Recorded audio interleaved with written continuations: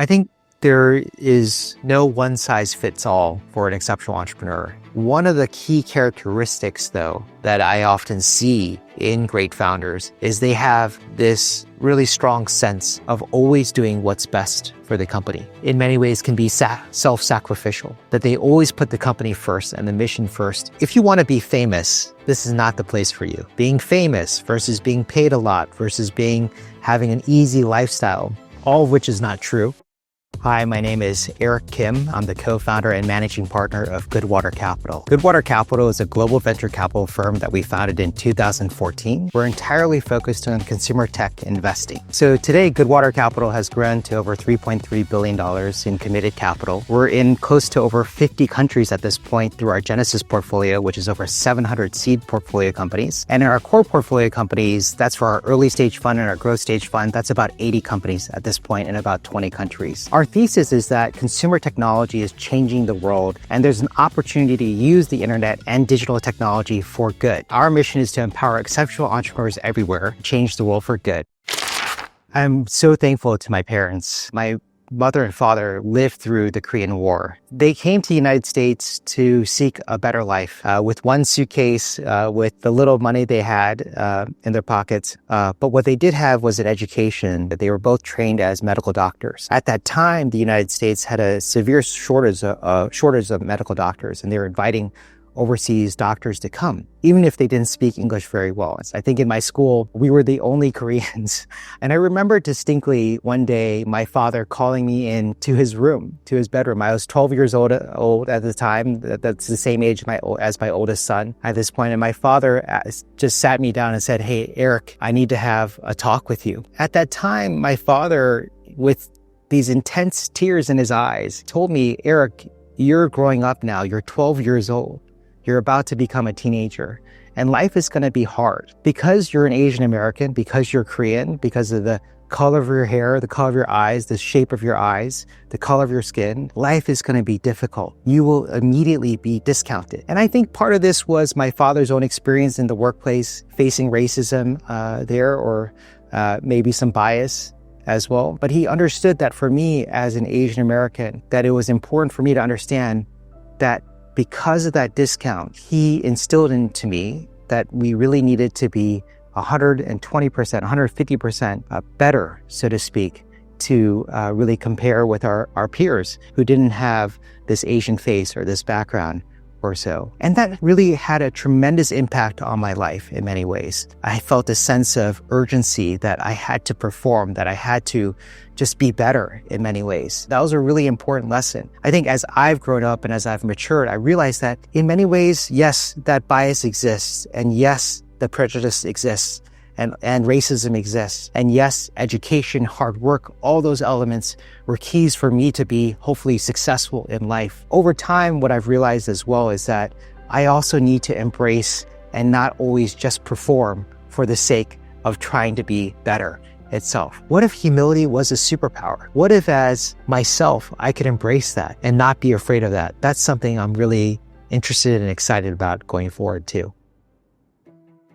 As an undergrad, I had the opportunity when I was at Yale to also intern at McKinsey & Company during the summer. So in 2002, I graduated from undergrad, and I was expected to start at McKinsey right away. I went back to McKinsey, and I spent time there for 2 years as a business analyst and consultant. I learned a lot. I did a lot of global projects. I spent over 6 months in China. I spent time in Southeast Asia as well, spent time all over Europe. And so that really helped provide a global perspective, which is something you see in Goodwater today as well. Then went to Stanford University in 2005, and that's where I met my co-founder, Chi-Hua Chien, who was class of 2006, so we overlapped for a year. So in 2007, I had the opportunity to join Maverick Capital. They were starting to build out their private investing practice. And so myself and a gentleman named David Singer, we worked very closely together from 2007 to 2014. And during that time, we invested all over the world. And from early stage to late stage, we were part of the YC, Y Combinator Venture Capital Syndicate. So we invested in every single Y Combinator company to really late stage companies as well, pre-IPO companies too. And that really gave me a sense of the art and science of investing and really to adopt an investor mindset.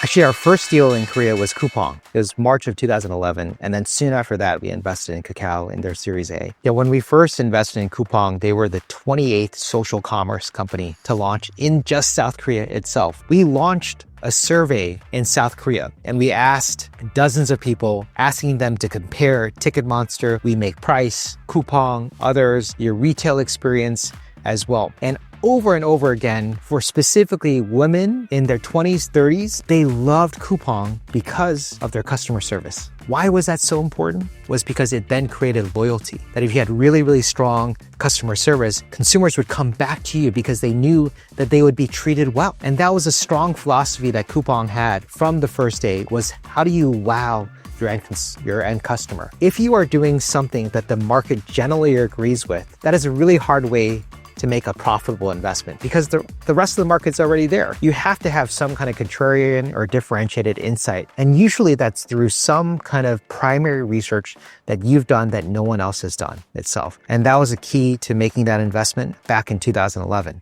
Kakao is a really interesting story. I'm very thankful to Han Kim, who's a very close mentor and friend of mine that helped introduce me to the company. Prior to that, we had an overall thesis about mobile, the power of smartphones, and this whole transition away from desktop to mobile computing, and how there are opportunities for gaming, for commerce, for communications to happen on mobile. And we were looking for that killer app. What prompted me to really become interested in Kakao and to seek out the company was a really close friend of mine actually was visiting from South Korea at the time. That person had a Samsung smartphone. And I asked her, why did you buy this Samsung smartphone? And she said, so I could use Kakao. It actually saved her money. At the time, every time you sent a text message, you were charged per text. And Kakao made that free. Buying a smartphone, which was very expensive, that upfront cost was an investment to save money over time because it provided this core utility to everyone to be able to communicate for free. And that was an insight that it really struck me, is that people were willing to buy $300, $400, $500 smartphones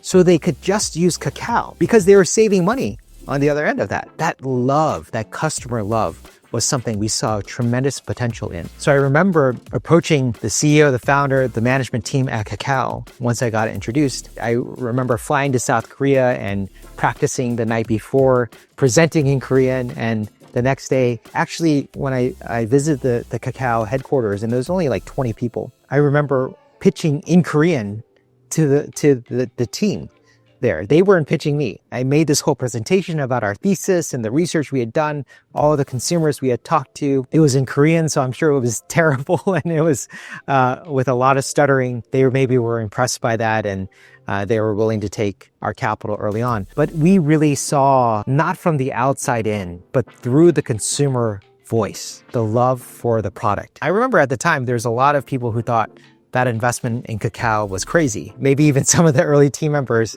weren't quite sure about the future. But when we talked to consumers, when we talked to people who actually use the product, they loved it so much. Oftentimes, one of the things I love to do when I go to cities, whether it's London or New York, I just like to hang out in the subway. You can see what apps they're using, just the color, the icons they're using. And when you go to Korea, a lot more people were starting to use this yellow icon, Kakao. And then you would talk to them. Why did they use it?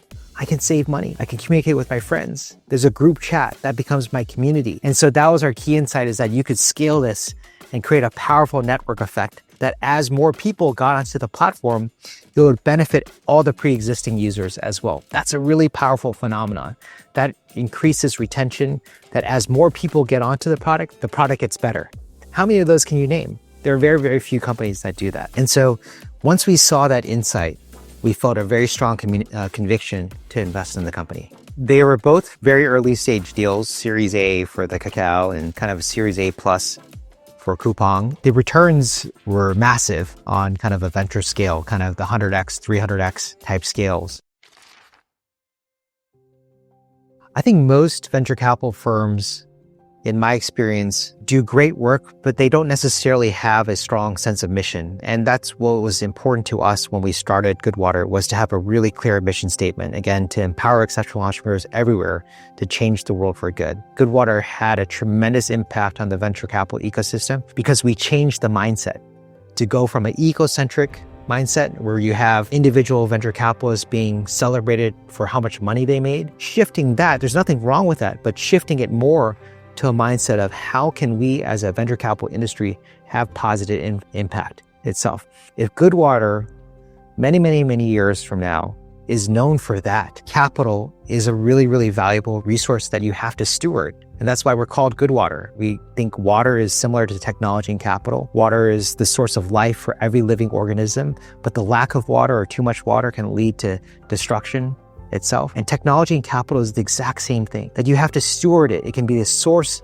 for so much positive influence in the world, but it can also be used for not so good things too. That technology and capital isn't always the source of goodness in the world too. So we want to be the good water in the venture capital ecosystem. We also thought that the world didn't need another venture capital firm. There are so many great venture capital firms out there, Sequoia, Benchmark, Excel Partners. There are so many great venture capital firms out there. The world didn't need necessarily another venture capital firm. But what if you could create a venture capital firm that was not only mission-oriented, but focused on consumer internet, consumer technology itself? A lot of venture capital firms at the time, and still to today, diversified away from consumer tech. They went to enterprise, SaaS, or security, or hardware, or climate tech, or biotech. If you think about the best venture capital firms, where they started was by investing in companies like Google, like Amazon, like eBay. 6 out of the 8 largest companies in the world are all consumer tech companies, like Facebook as well. Not only are there great equity returns there,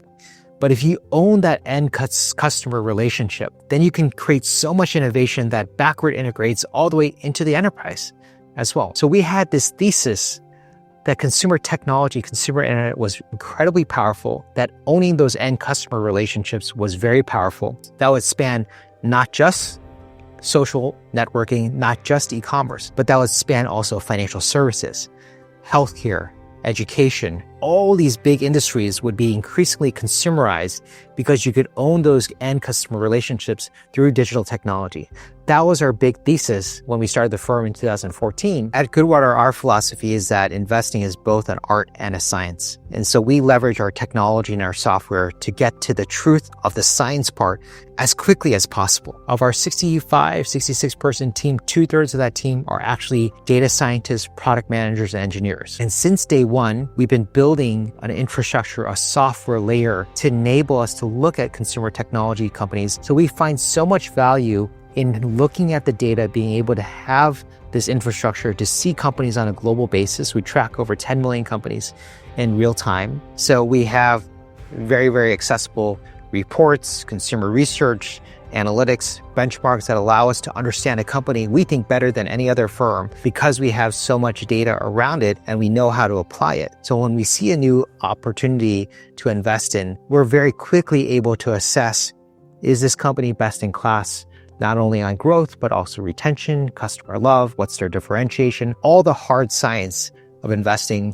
We've really locked into a very strong process and a platform itself. What's as important, and it goes with it, is the art part. And that's really understanding the entrepreneur, understanding that person's will and desire to win, that person's desire to have impact itself. By taking all the science and being able to really get to truth as quickly as possible, then you can spend a lot more time on spending time with the entrepreneur, understanding their motivations, understanding what their long-term goal is, their vision for the company. So if you have 7 days in the week, in the old process, it used to take 6 days in the week to do all the science. And then you have 1 day to maybe understand the soft part or the art. We've reversed that, is that it takes 1 day to understand the science part of it, the analytics, all the components that you can have, software and our data platform really understand very quickly, and spend the other 6 days to really understand the entrepreneur. Can we partner with this person? They have a similar philosophy around putting the company first. Are they open to feedback? Doing reference checks deeply? Those soft elements of what makes for a great entrepreneur, we're able to spend the vast majority of time because of this dual approach between art and science. And so that's been the heart and soul of Goodwater since day one, and something we continue to innovate on too.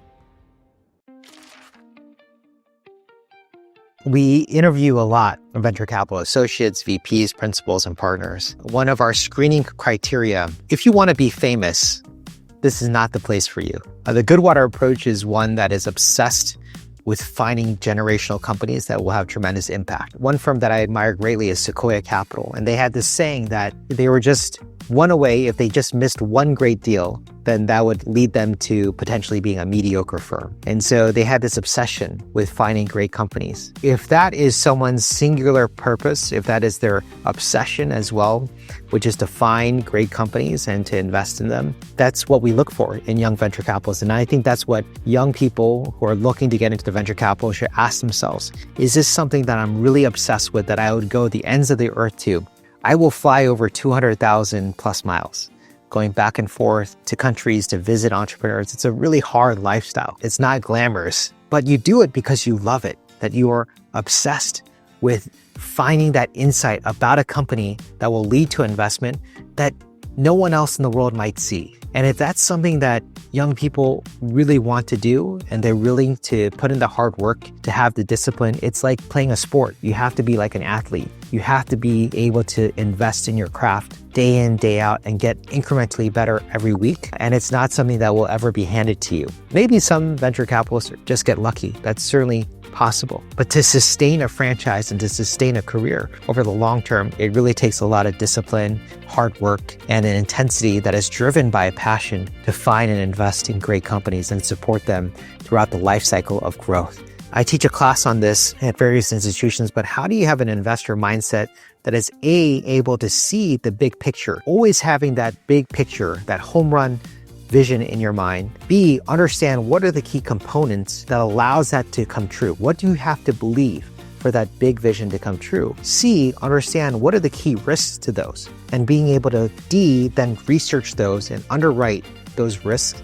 And ultimately, E, taking a leap of faith that allows you to put it all together to have conviction in your idea. So whether you're an investor or whether you're a founder, having those key components and being able to break it down, I think having this mindset for the key decisions you need to make is something that we talk about internally. We certainly teach it for our investors. And also, I think great CEOs also have this investor mindset too, because they're doing capital allocation and they're making decisions. So how do you go through that framework and be able to follow it and then also know when not to follow it? When do you know to break the rules too? That's really where the poetry comes about, that you can able to innovate and create new things when you're able to have exceptions. But to do that, you actually have to know the frameworks and the rules first. We preach both, that the frameworks are really helpful, but also really importantly, knowing when to break the rules too is really important too.